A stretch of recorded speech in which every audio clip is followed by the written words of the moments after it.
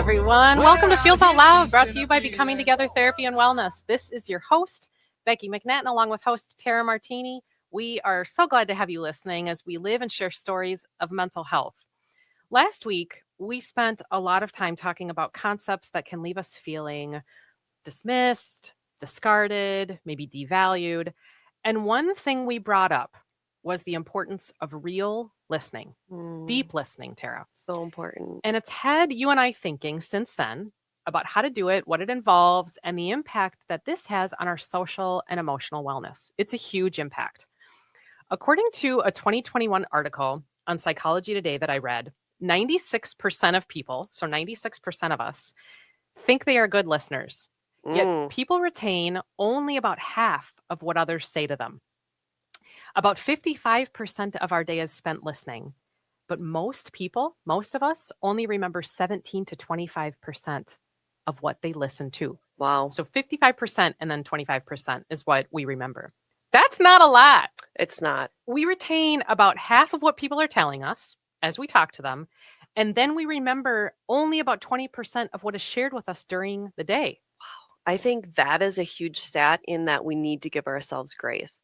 I was just talking to someone yesterday who was like, I swear that person didn't say that. And how many times do we do that and think like, well, you're lying. You heard.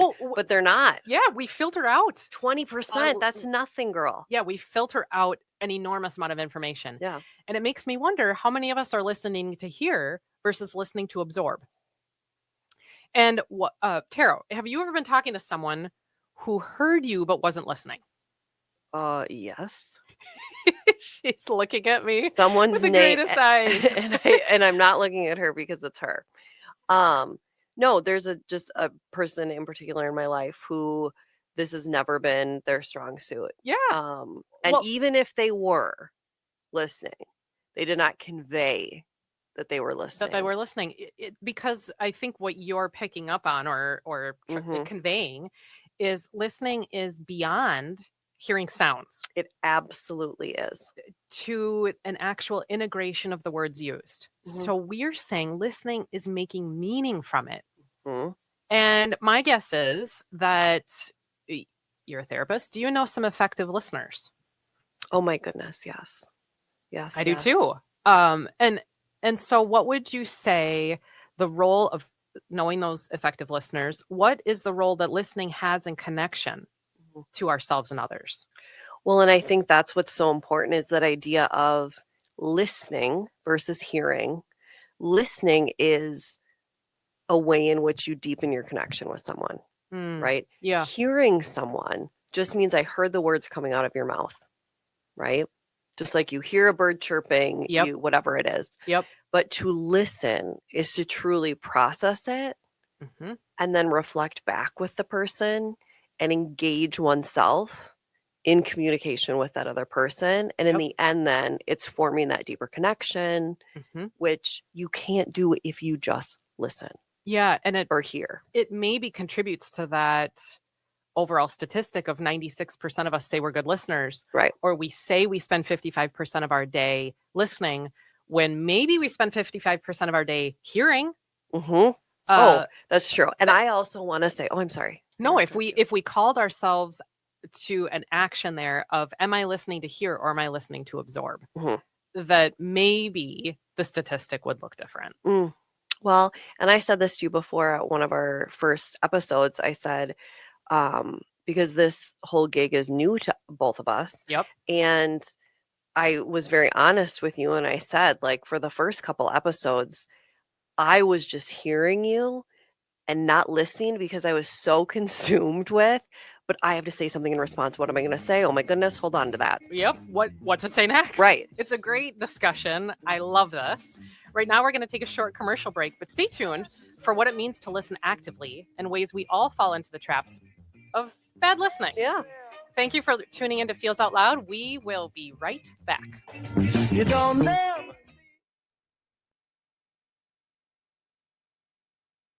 nothing to lose. In a world full of strangers, you don't know who's right. All you see is danger. Trying to find Welcome back, everyone, to Feels Out Loud, brought to you by Becoming Together Therapy and Wellness. I'm Becky McNattin, along with Tara Martini. So let's dive right back into active listening. Let's do it. Tara, I was thinking about what makes an effective listener versus an ineffective listener. You and I aren't going to evaluate by saying good or bad here. And I love that you're not. But we do want to explore more about the difference between listening that is received well, listening that's received well, and not so much. So you and I are going to do a little role play discussion here. Love this. We are friends who have known each other for a long time, which is true anyway. Yeah. And we are going to do some sharing. This is a totally fictional dialogue, but one that parallels what I think probably all of us have experienced. And after this brief discussion, we're going to go through what did and didn't go well. Okay, you ready? I am ready, girl. Okay, I'm putting on my role play hat. Now we're going to do a little acting. This is fun. Hey, friend, it's been a while. So strange how fast time passes. Yeah, been a while. What have you been up to? I know last time we talked, you had a trip for work coming up. I did have that. Hard to believe it was 2 months ago already, but yeah, it was good. Where did you stay? Well, I stayed at... Wait, 2 months ago? That was 2 months ago already? Reminds me of how last week I was telling my sister that I need to get my basement painting project done. And she told me I started that months ago. I couldn't believe that I'd been working on it for months. Life is just too busy, isn't it? Yeah, I stayed at Holiday Inn. It is super busy. I thought about that just yesterday. Tough to fit all in, but your painting project sounds pretty cool. It is. It's going to be great when it's totally done. We can move things back into their spots after they've been displaced all around the house. But what did you say you'd been doing? You were painting too? Nope, didn't say that. I started talking about my trip for work a couple months back. Since then, though, I've been super stressed with all sorts of things. Work is asking me for these projects. My boss has been arrogant in meetings. My mom has needed help at her house. And honestly, I just feel like I'm swimming in anxiety. So where did you travel for work? To Phoenix. It was amazing. The sun was beautiful. I got to see a friend there too. Oh, you have always loved a good sunny walk. I do. You know me well. But after I got back, work said they were going to be doing a reorganization, and I've gotten no official word on my job. Oh, friend, you always bounce back. It'll work out. That anxious brain of yours doesn't give you credit for how great you are. Even if something happened, you'd find something. You have incredible skills. That's sweet of you, but it doesn't feel like that. Oh my gosh, Tara, you're like the strongest person I know. Whatever happens in your life ends up being okay. I look up to you a ton because you can handle everything. I feel like you could spin all of the plates of your life at the same time, even while you are traveling for work. Well, thank you, friend. It just makes me so anxious. You aren't anxious? You aren't anxious? Come on, you're just devaluing yourself. I think the time you spend thinking about whether or not they should keep you at your job, you're just selling yourself short. And I would really love to hear about you today and not your arrogant boss, since we haven't seen each other in so long. It makes me anxious when you get anxious. I don't like seeing you anxious. I mean, I guess you're right. That does make sense. I'm just stressed, and I don't know that... I really don't know what will impact our time together. Sorry if it did. Maybe you can tell me, I don't know, a funny story of what you've been up to recently. Of course I can. You know me and funny stories. Okay, and here we on the role play. All right, Tara, how did this feel? I mean, kind of icky. Okay, say more. It was funny watching your face for listeners who can't see. Tara was like almost getting mad at me as we're sitting here. I was trying really hard to get into character, but yeah, I'm getting annoyed. So fascinating because there were times I was so frustrated with you because I'm like, she's not really listening to what I'm saying. Okay, that's what I wondered. Did you feel listened to? I didn't, but at the same time too, you would do it in a way too sometimes where like you'd throw all these you'd invalidate my feelings. Like I'm like, I feel really anxious. Like, girl, no, you're not anxious. And I'd be like, but you're But not I me. am. Like I am. Please Yeah. tell me. Yeah. Don't tell me I'm not. But But at the same time, you mixed in some positive affirmations and like compliments. But overall, I just felt like you were not listening. Mm-hmm. And did you shift your thought process through the discussion at all? A little bit. And I also found myself like questioning, like, wait, why did she ask that question? That wasn't even like the Mm-hmm. last thing I said, Mm-hmm. which Well, confused me then. yeah. So I want to go through. We're going to dissect that short little role play. Yeah. Talking about some of the classic components of ineffective listening and how this was present in our short little role play. Can I say one thing before we go into the Yeah, components? absolutely. I love that you said it's not good or bad, it's ineffective or effective, Mm-hmm. because I think people jump on the defense Mm-hmm. and get very perturbed when someone says, like, you're not listening, where it's, we're not saying you are bad or you are ineffective. Completely. It's that this is just a skill we all can strengthen. So if we Absolutely. look at it through that growth mindset, then think of how things could be so much better. Completely. One of the things that was present in our little role play that is a classic component of ineffective listening is interrupting. Mm-hmm. I interrupted you when I asked you where you stayed on your trip. You started to tell me, and then very sweetly in Tara-like way, you still put it in there. Yeah. But interrupting is present in all sorts of ineffective listening. Mm-hmm. What do you think about that? I completely agree, and I do it all the time. Yeah. Yes. And it's one of those where I'll have so many ideas, or I'll connect to something so well that you said that I just like word vomit comes out. Mm-hmm. And I'm trying to validate you, but in reality, I'm invalidating you. Yes. Well, you're kind of highlighting another topic that interruption goes along with, and that's distraction. Mm-hmm. That you have so many things in your brain Yeah. that you're maybe not focused on what I'm saying. Right. I remember a friend once asking me a question about a huge life moment for me. We were at this restaurant and she kept staring out the window at this couple. It wasn't you, who was clearly having an argument with each other on the patio. And she would come back to the discussion with me and have zero clue what I just said. So hard. I kept talking, but I certainly stopped sharing.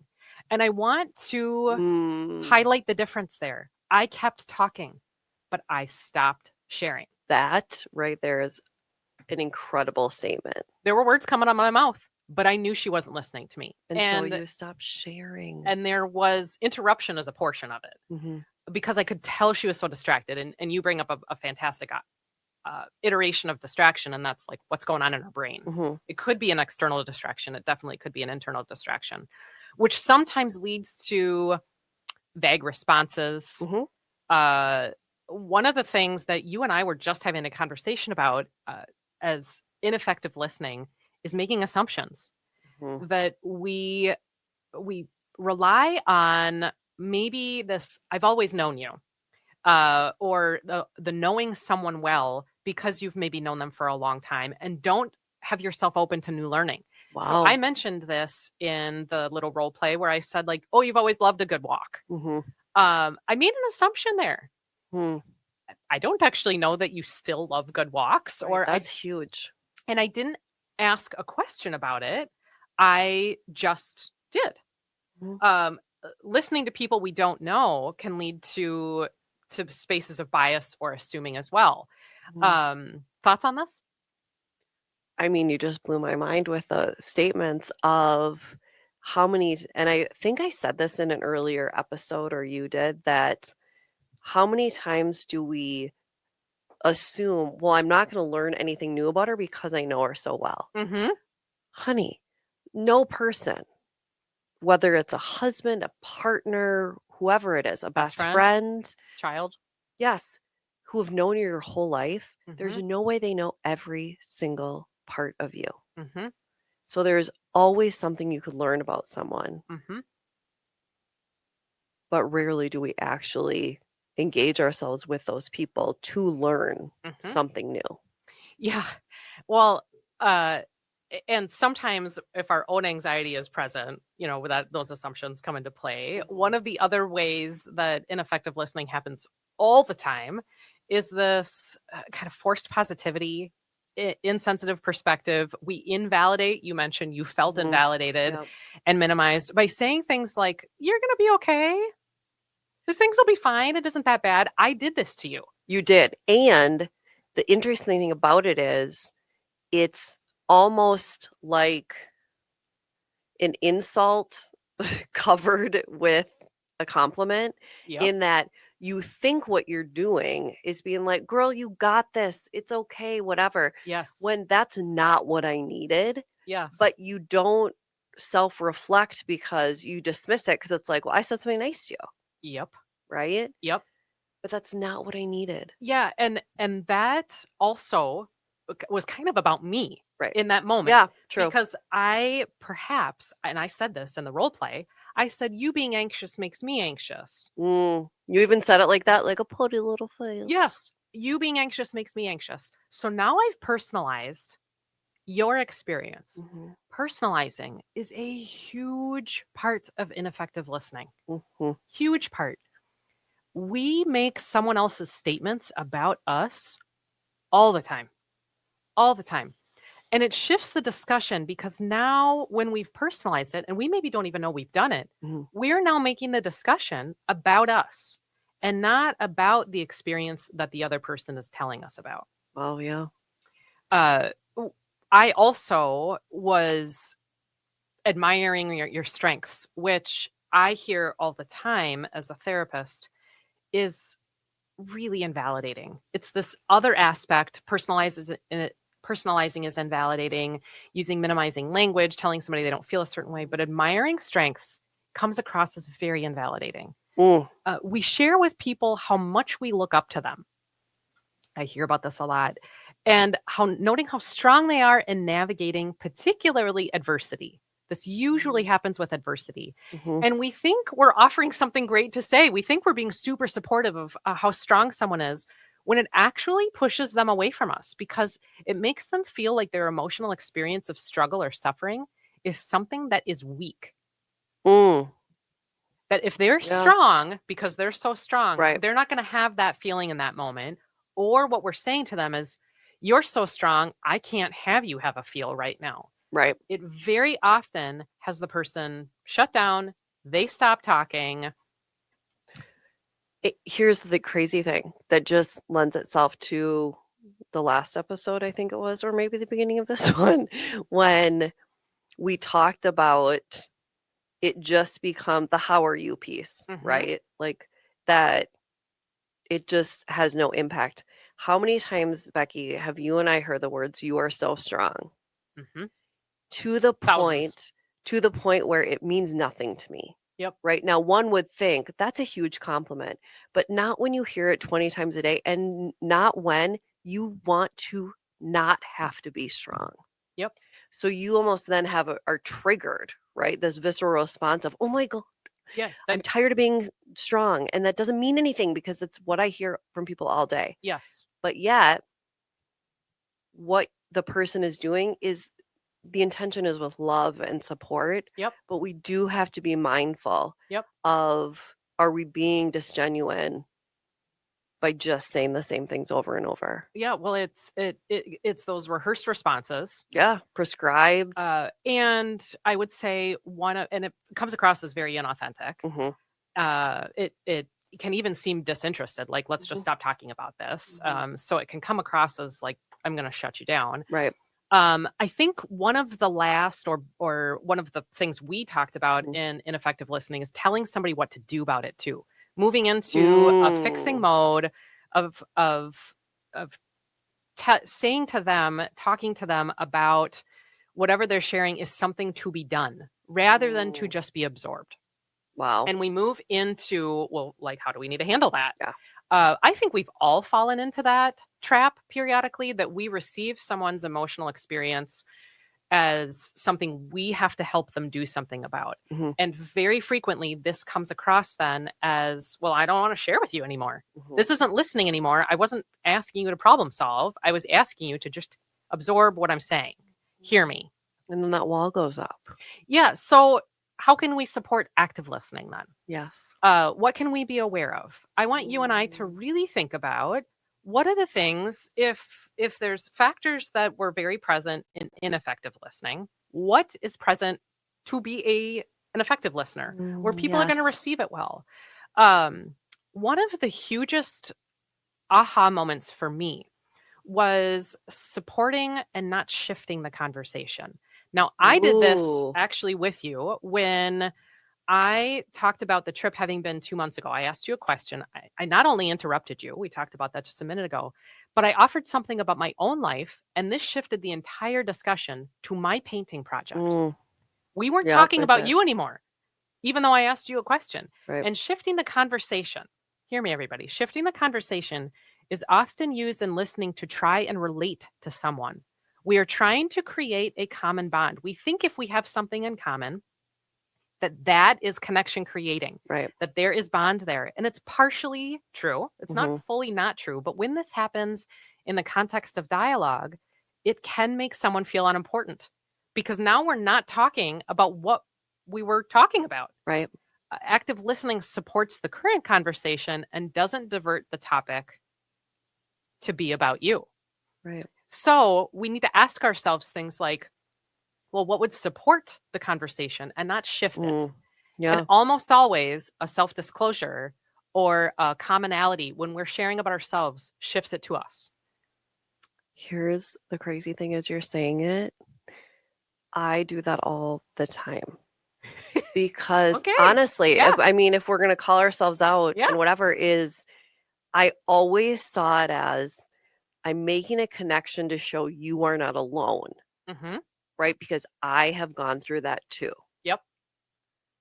And now, like, literally, my brain's exploding, and I'm like, oh my gosh, how is this come across? But it is true because when you are, I think, naturally like a nurturer, and you love connection, Mm-hmm. I've never thought of the impact that it would have other than, well, now this person doesn't feel alone. Now Mm-hmm. this person knows they have someone to talk to who's Mhm. experienced that same thing. Mm-hmm. You just blew my mind, And woman. in our line of work, we often ask ourselves, is there another way to make you feel joined without sharing about me Right. in your moment? If Yep. this is your moment, Right. is there another way to make you feel joined? And there are other ways. Yeah. And so that brings me to the next point around, if we are going to try to be effective listeners, listen for ideas and feelings, not just content. And that's huge because when you listen to someone, listen for meaning in what they're saying, not only the words that they're sharing. So I'm saying we might have to be aware of body language. We might have to be aware of inferred messages. Maybe we even have to be aware of what isn't being said. Mm. The sounds that someone's making. Yep. All of those things tell us about feeling and not just content that they're sharing. Such a good point. And here's what you just said is, but in order to do that, you have to be listening, not Yes. just hearing, Yes. because you also have to process it Mm-hmm. in a short amount of time. And how many times are we not okay with silence? Because you're going to need silence to process it for a minute. You're going to need silence. You're going to need silence to be able to, well, first, that's going to note that you're limiting your own talking, which is also really effective in listening, because you're not doing the most talking when you're listening. And we need those spaces in between something to make meaning and to infer about the context. It also would note that we're receptive and that we're bringing to the moment an intention. And I would guess that effective listeners are frequently, it doesn't mean their minds don't wander, but they're frequently bringing back their thoughts to this moment when their minds wander. And if there's something else that they find themselves thinking about, they're paying attention to that, Right. and then calling themselves back to this moment. Right. Makes me think about too that if we're calling ourselves back to this moment, that we would be noting where our own bias is coming into play. We would be holding that tension and disagreement. It's super hard to listen to people when we don't agree with them, and we find ourselves maybe even having a reaction to it. Right. And almost like getting our response ready. Yes. For the moment they stop talking. Thinking about even what we're going to say next. Debate yes. what, yes. and or refute what they're saying. Totally. And be spending the time with silence isn't necessarily just the spaces that we're not talking. Silence is the spaces of no talking. And I think sometimes we spend our own spaces of silence preparing what we're going to say, which is particularly challenging if we're talking to somebody that we are finding a reaction to. And we need to hold that as active listeners if we're going to be effective listeners. Right. Okay, so I want to try that role play again. Let's do this. We're going to do the same role play that we did at the very beginning of this segment, but we're going to recognize some of these active listening components of clarifying, of limiting talking, noting body language, even this being receptive and intentional. And then we're going to talk through that, how it went different, like what happened differently. Love it. And yeah, so audience, just pay attention to like things you notice of, think back to the answers that were given originally and how they've changed. Yep. And how that's going to deepen the connection. Okay. Hey, Tara, it's been a while. So strange how fast time passes. Yeah, it has been a while. Wait, hold up. Your face looks stressed. Is something wrong? Well, I've had a lot on my plate recently. Everything is just so busy and my mind is honestly in 100 different places. That's a lot of places. And I can feel it as we sit here right now. Something you want to talk about? I mean, I guess it's hard to even find words to talk about all of it. Work is asking me for these projects. My boss has been so arrogant in the meetings. My mom has needed help at her place. And I just feel like I am swimming and maybe drowning in anxiety. Wow. That's a lot. Good thing I brought my figurative swimsuit today. I'm ready to go swimming in all the things too. That is so sweet and adorable. Just seeing you smile at me just makes me feel better. How come? Well, because first I haven't really been smiling myself. Fair. Nor have I been around people who are smiling at me, just with work being so crazy. Sounds So that's different all by itself and feels nice. And also because your smiles make me not feel judged and just makes me feel safe. You know how I judge myself all the time. My thoughts don't stop, and I definitely like to criticize them. I love that you're offering to go swimming with me and my stuff. Always. It's just hard. I don't like sharing about me. Well, I get that. I'm glad that smiles help, and I'm super glad that you have smiled today. Tell me more about all the things. Well, after I got back from that work trip 2 months ago, my work said they were going to be doing a reorganization, and I've got no official word on my job, girl. Oh my gosh, no word on your job? That's heavy. And it's been 2 months of it all? How have you been coping with the unknowns there? I try not to think about it, except it's like all I think about. Well, yeah, that and all the other things going on, and I sleep all the time. I've been trying to save everything I can. They keep telling me I'll be fine. My boss actually said recently that I might end up getting a promotion. Oh. But he said it because he is also getting a promotion. But it was pretty good news to hear, kind of unexpected. And I do think it'll work out. I'm just not good at distracting myself in the meantime. I feel the anxiety in what you're saying.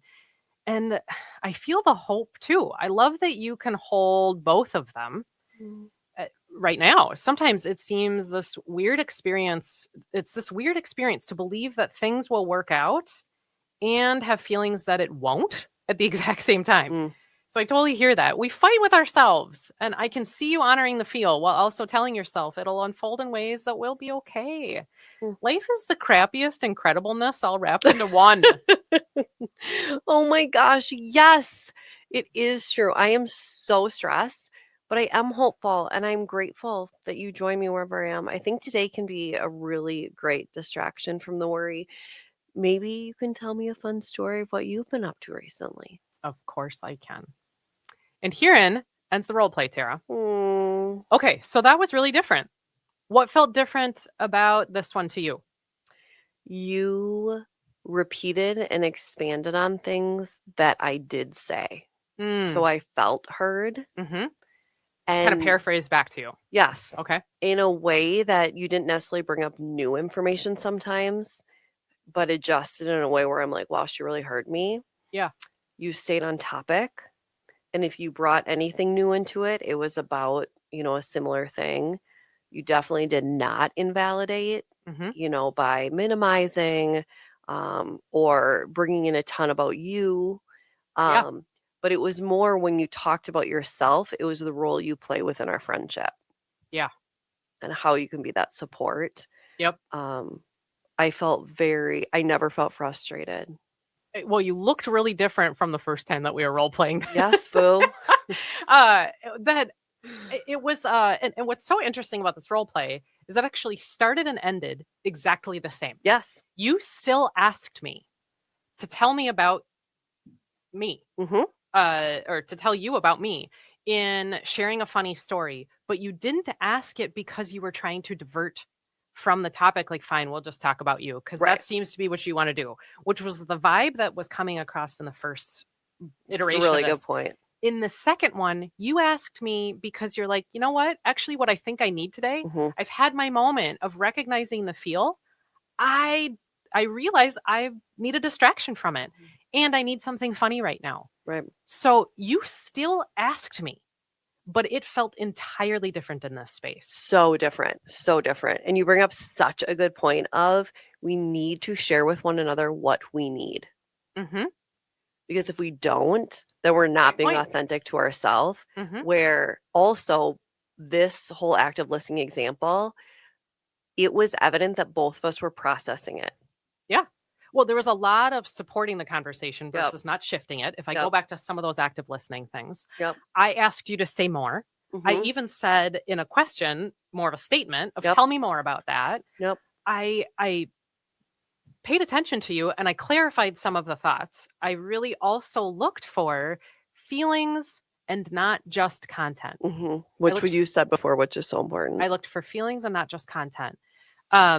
Which are all huge aspects of how different it felt in this last 4 minutes than in the first 4 minutes. So when we talk about if we were going to practice active listening, what would you say to our listeners on some things to try? Well, and this is the teacher in me. We need like tangible takeaways. Yeah. So if you have that we could start today. Like literally could start right now. Right now. So whether you want to take notes or record this or whatever, here's some 7 really quick things.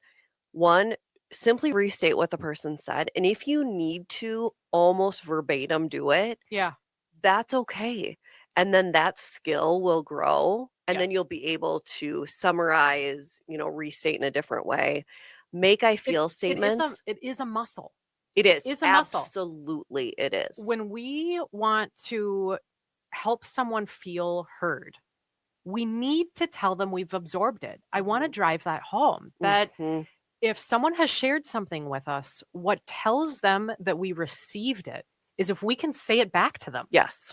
So restating can be a beautifully empathic paraphrase. It can be a metaphor. It doesn't have to be.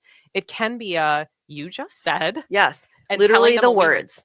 And it's going to be awkward, people, when you first start doing it. Because you're like, why am I just repeating? The other thing, too, that I didn't include on the list is I always say there's days like I'm very distracted as a therapist. And I will say to my client, listen, if I look out the window like 25 million times during session, I hear you and I'm listening, but I'm very distracted as far as like, I'm having a hard time just looking, right? Calling yourself out of like, today's not, today's a hard day. With also showing that you're listening is making I feel statements. Yeah. Right? I feel whatever it is. And in response, I feel. That's taking it to a deeper level.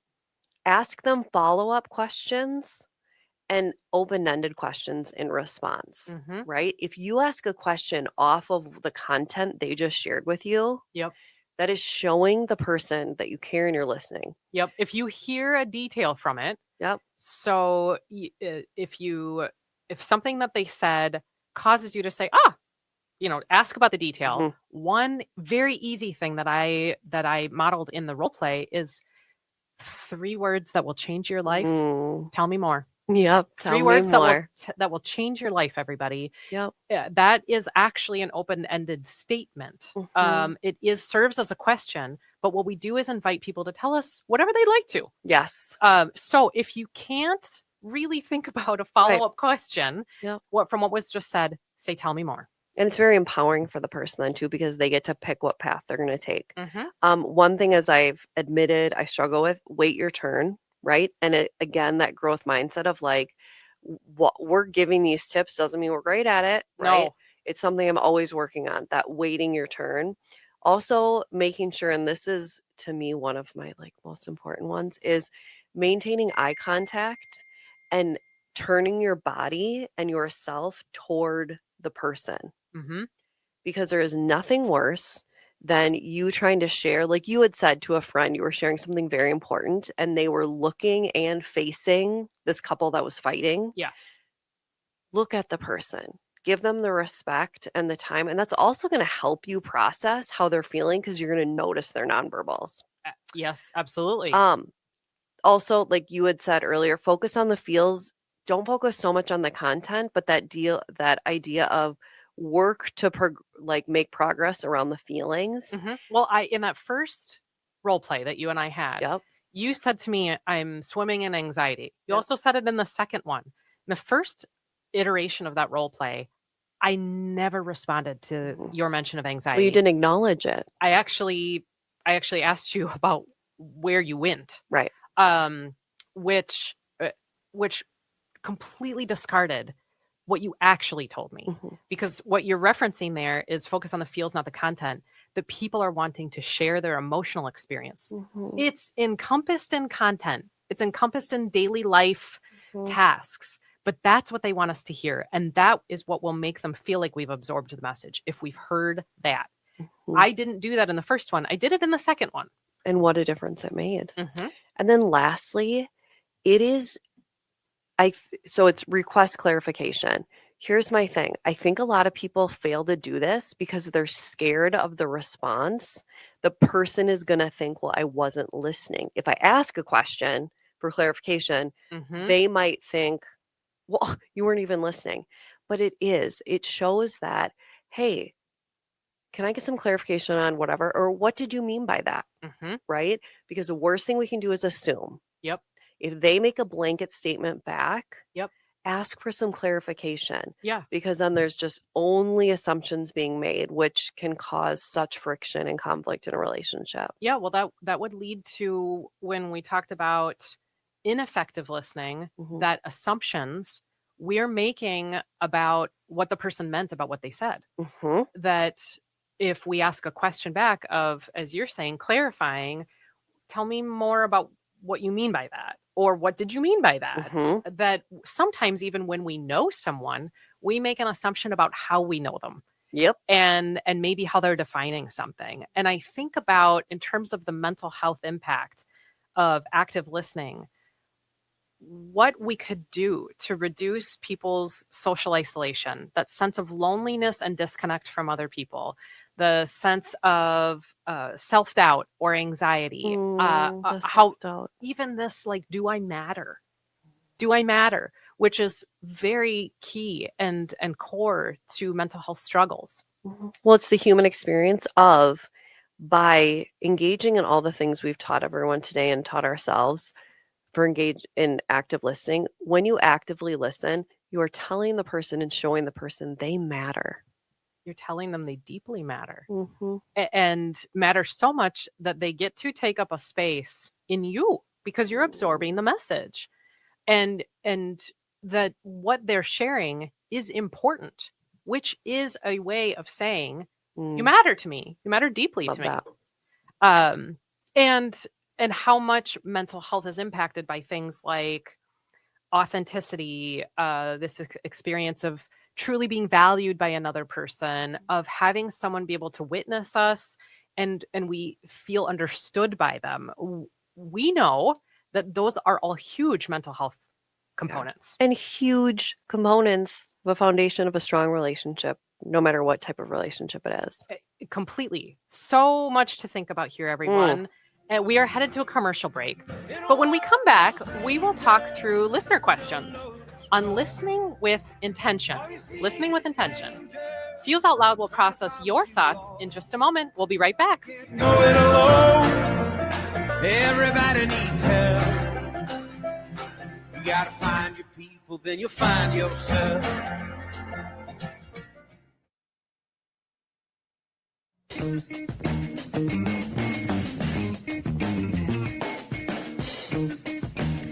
Hello, my friends. We are back again with Feels Out Loud. And this part of the show is where we talk through questions from you, our lovely listeners.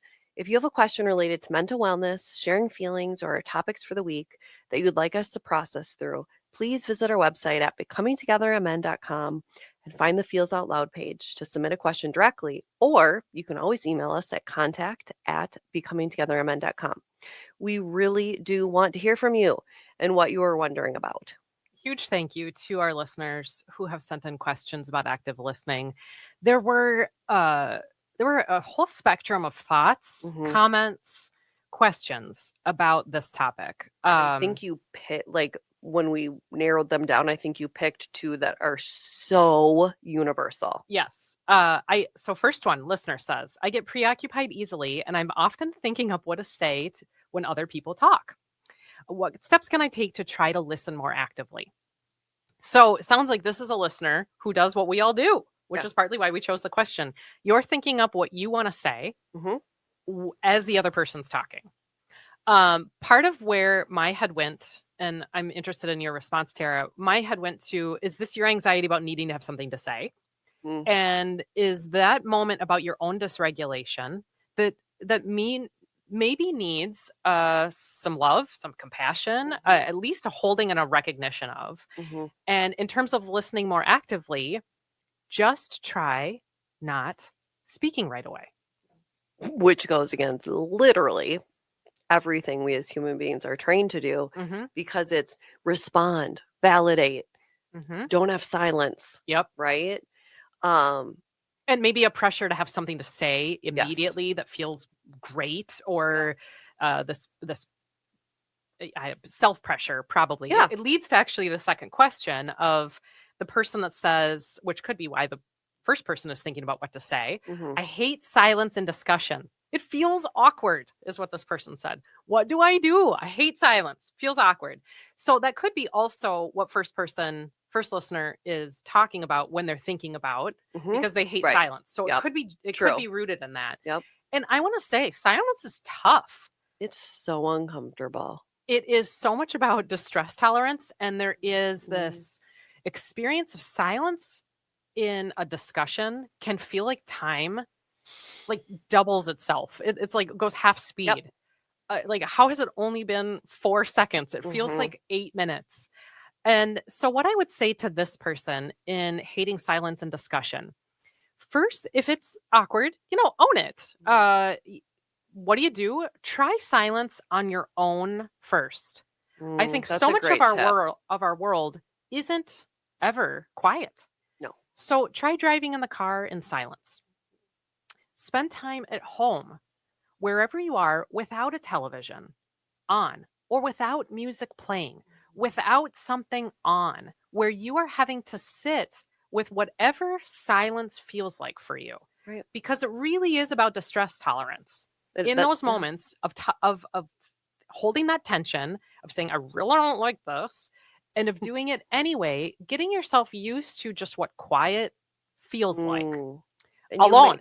And you may find quiet is pretty great. I'll say to my clients, just sit in the quiet, absorb the quiet.